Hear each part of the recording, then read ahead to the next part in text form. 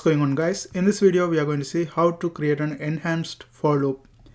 What does enhanced for loop does is it goes through the array and do whatever the things you assign with it. Let's say we are going to add the numbers within the array together and print out the total. Let's see how to do that using enhanced for loop. First I introduce the array integer and I name this one as Taliban, my name, and I put the square bracket right here.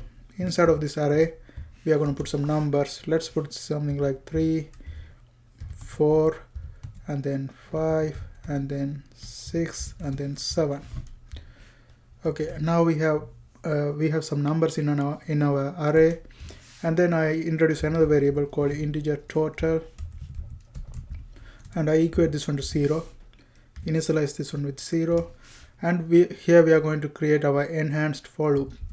Enhanced for loop for, and inside of this one we are going to create integer x variable, and then we put a column, and then we put our array name Taliban, and that's our enhanced for loop. Once we have done that, it's going to go through the array altogether.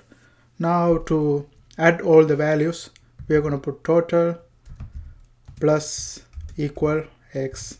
Okay, now it goes through one number by x will be replaced with each number, and then it's going to add every time,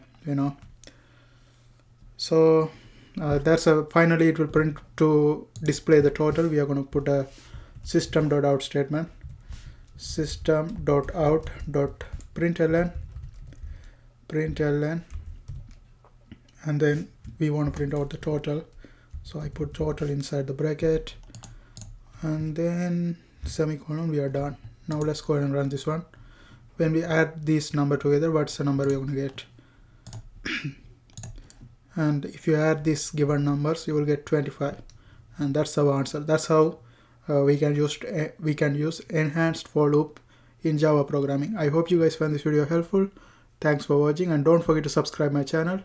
See you guys on my next tutorial.